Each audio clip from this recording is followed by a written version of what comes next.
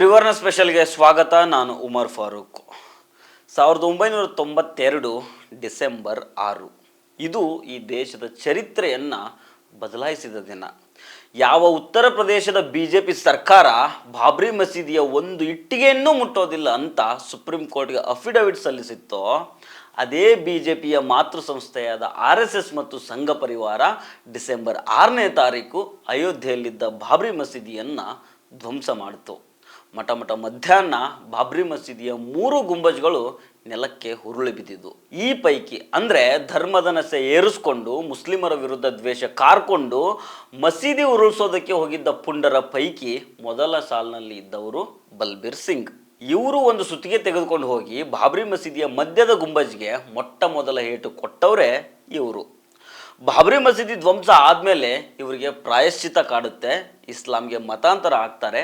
ಆಮೇಲಿನದ್ದು ಇತಿಹಾಸ. ಈ ಸ್ಟೋರಿ ಬಗ್ಗೆ ಡೀಟೇಲ್ ಆಗಿ ಹೇಳ್ತೀನಿ. ಆದರೆ ಅದಕ್ಕೂ ಮೊದಲು ನೀವಿನ್ನೂ ನಮ್ಮ ಚಾನಲನ್ನು ಸಬ್ಸ್ಕ್ರೈಬ್ ಮಾಡಿಲ್ಲ ಅಂದರೆ ದಯವಿಟ್ಟು ಸಬ್ಸ್ಕ್ರೈಬ್ ಮಾಡ್ಕೊಳ್ಳಿ. ಹಾಗೆ ಈ ವಿಡಿಯೋವನ್ನು ಕೊನೆ ತನಕ ಮಿಸ್ ಮಾಡದೆ ನೋಡಿ.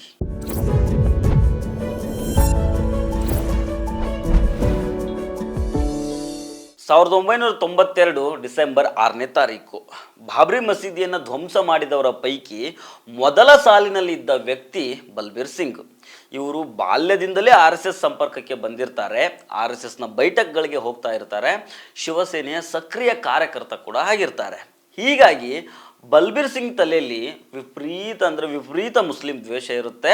ಆ ದ್ವೇಷವನ್ನು ತನ್ನ ರಕ್ತ ಮಾಂಸ ನರನಾಡಿಗಳಲ್ಲಿ ತುಂಬಿಕೊಂಡಿದ್ದ ಬಲ್ಬೀರ್ ಸಿಂಗ್ ಡಿಸೆಂಬರ್ 6ನೇ ತಾರೀಕು ಕೈಯಲ್ಲೊಂದು ಸುತ್ತಿಗೆ ಹಿಡ್ಕೊಂಡು ಬಾಬ್ರಿ ಮಸೀದಿಯ ನಟ್ಟ ನಡುವಿನ ಗುಮ್ಮಟವನ್ನು ಏರಿ ಹೊಡೆದು ಹಾಕ್ತಾರೆ.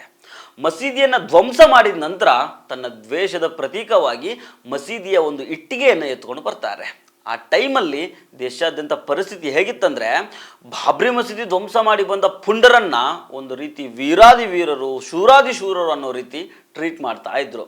ಅದೇ ರೀತಿಯ ಗೌರವ ನನಗೂ ಸಿಗುತ್ತೆ ಅಂದ್ಕೊಂಡು ಇಟ್ಟಿಗೆ ಹಿಡ್ಕೊಂಡು ಮನೆಗೆ ಬಂದಿದ್ದ ಬಲ್ಬೀರ್ ಸಿಂಗ್ಗೆ ಶಾಕ್ ಆದಿರುತ್ತೆ. ಯಾಕಂದರೆ ಇವರ ತಂದೆ ದೌಲತ್ ರಾಮ್, ಅಯ್ಯೋ ಮಗನೇ ಎಂಥ ಅಯೋಗ್ಯನ ಕೆಲಸ ಮಾಡಿ ಬಂದಿದ್ದೀಯ ಅಂತ ಉಗಿದು ಮನೆಯಿಂದ ಹೊರಗಾಗ್ತಾರೆ. ಅಲ್ಲಿಂದ ತಂದೆ ಮುಖವನ್ನು ಬಲ್ಬೀರ್ ಸಿಂಗ್ ನೋಡೋದಿಲ್ಲ, ಬಲ್ಬೀರ್ ಸಿಂಗ್ ಮುಖವನ್ನು ತಂದೆ ನೋಡೋದಿಲ್ಲ. ಬಾಬ್ರಿ ಮಸೀದಿ ಧ್ವಂಸದ ಸುದ್ದಿ ಕೇಳಿ ಹೆಂಡತಿ ಸಹ ಬಲ್ಬೀರ್ ಸಿಂಗ್ನನ್ನು ಬಿಟ್ಟು ಹೋಗ್ತಾಳೆ. ಅಂದಹಾಗೆ ಬಲ್ಬೀರ್ ಸಿಂಗ್ನ ತಂದೆ ದೌಲತ್ ರಾಮ್ ಅವರು ಗಾಂಧಿವಾದಿ ಆಗಿರ್ತಾರೆ. ಸ್ಕೂಲ್ ಟೀಚರ್ ಅವರು, ಜಾತಿಯಿಂದ ರಜಪೂತ್ರು.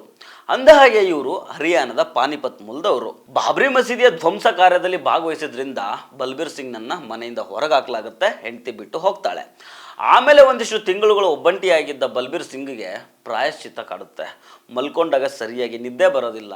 ಬಾಬ್ರಿ ಮಸೀದಿನ ಹೊಡೆದ ಆ ವಿಧ್ವಂಸಕ ದೃಶ್ಯಗಳೇ ಕಣ್ಮುಂದೆ ತೇಲಿ ಬರ್ತಾ ಇರ್ತವೆ. ಈ ಸಂದರ್ಭದಲ್ಲಿ ಇವರ ಇನ್ನೊಬ್ಬ ಅಸೋಸಿಯೇಟ್ ಆಗಿದ್ದ ಯೋಗೇಂದ್ರ ಪಾಲ್, ಇವರು ಕೂಡ ಬಾಬ್ರಿ ಮಸೀದಿ ಧ್ವಂಸದಲ್ಲಿ ಬಲ್ಬೀರ್ ಸಿಂಗ್ ಜೊತೆಗಿರ್ತಾರೆ. ಇಬ್ಬರೂ ಸೇರಿಕೊಂಡು ಆತ್ಮಾವಲೋಕನ ಮಾಡ್ಕೊಳ್ತಾರೆ. ಬಾಬ್ರಿ ಮಸೀದಿ ಧ್ವಂಸಗೊಂಡ 6 ತಿಂಗಳ ನಂತರ ಪ್ರಾಯಶ್ಚಿತ್ತ ಅಂತೇಳಿ ಇಸ್ಲಾಂ ಧರ್ಮಕ್ಕೆ ಕನ್ವರ್ಟ್ ಆಗ್ತಾರೆ. ಮೊಹಮ್ಮದ್ ಅಮೀರ್ ಅಂತ ಹೆಸರನ್ನು ಬದಲಾವಣೆ ಮಾಡ್ಕೊಳ್ತಾರೆ. ಒಂದು ಮಸೀದಿಯನ್ನು ಹೊಡೆದಿದ್ದಕ್ಕೆ ಪ್ರಾಯಶ್ಚಿತ್ತವಾಗಿ 100 ಮಸೀದಿಗಳನ್ನು ನಿರ್ಮಿಸೋದಾಗಿ ಪ್ರತಿಜ್ಞೆ ಮಾಡ್ತಾರೆ. ಯೋಗೇಂದ್ರ ಪಾಲ್ ಮೂಲಕ ಮೌಲಾನಾ ಕಲೀಂ ಸಿದ್ದಿಕಿ ಸಂಪರ್ಕಕ್ಕೆ ಬಂದ ಬಲ್ಬೀರ್ ಸಿಂಗು ಜೂನ್ 1ನೇ ತಾರೀಕು 1993ರಲ್ಲಿ ಇಸ್ಲಾಂ ಧರ್ಮವನ್ನು ಒಪ್ಪಿಕೊಳ್ತಾರೆ. ಮೌಲಾನಾ ಕಲೀಂ ಸಿದ್ದಿಕಿ ಒಬ್ಬ ಧಾರ್ಮಿಕ ಗುರು. ಇವರು ಉತ್ತರ ಪ್ರದೇಶದ ಮುಜಫರ್ನಗರ್ ಜಿಲ್ಲೆಯಲ್ಲಿ ಇಸ್ಲಾಮಿಕ್ ಬೋಧನಾ ಕೇಂದ್ರವನ್ನು ನಡೆಸ್ತಾ ಇರ್ತಾರೆ. ಬಲ್ಬೀರ್ ಸಿಂಗ್ ಮೊಹಮ್ಮದ್ ಅಮೀರ್ ಆಗಿ ಬದಲಾದ ಬಳಿಕ ಬರೋಬ್ಬರಿ 92 ಮಸೀದಿಗಳನ್ನು ನಿರ್ಮಾಣ ಮಾಡಿದ್ದಾರೆ. ಅಲ್ಲಲ್ಲಿ ಮಸೀದಿಗಳನ್ನು ನಿರ್ಮಾಣ ಮಾಡಿ ಒಂದಿಷ್ಟು ಕಡೆ ದುರಸ್ತಿ ಮಾಡಿ ಕೊನೆಗೆ ಹೈದರಾಬಾದ್ ಕಡೆಗೆ ಬರ್ತಾರೆ. ಹೈದರಾಬಾದ್ನಲ್ಲೇ ಒಂದು ಮುಸ್ಲಿಂ ಹೆಣ್ಮಗಳನ್ನು ಮದುವೆಯಾಗಿ ಬಾಡಿಗೆ ಮನೆಯಲ್ಲಿ ವಾಸ ಮಾಡ್ತಾ ಇರ್ತಾರೆ. 2021ರಲ್ಲಿ ಈ ಜಗತ್ತು ಬಿಟ್ಟು ಹೋಗ್ತಾರೆ.